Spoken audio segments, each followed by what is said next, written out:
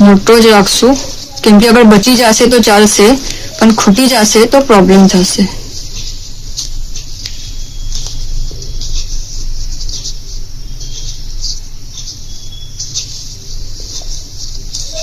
ફરીથી અંદર નાખશું અને બહાર નીકાળશું.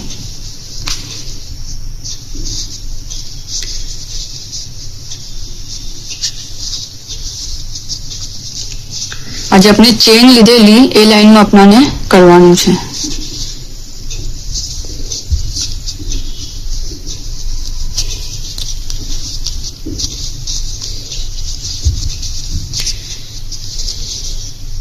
અંદર નાખશું અને બહાર નીકાળશું.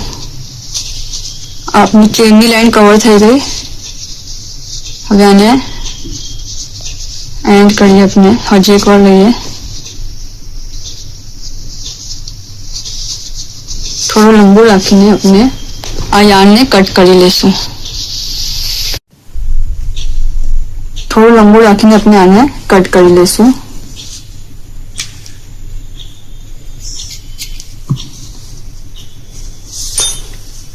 અને આ યાર્નને આપણે પાછળ ખેંચી લેશું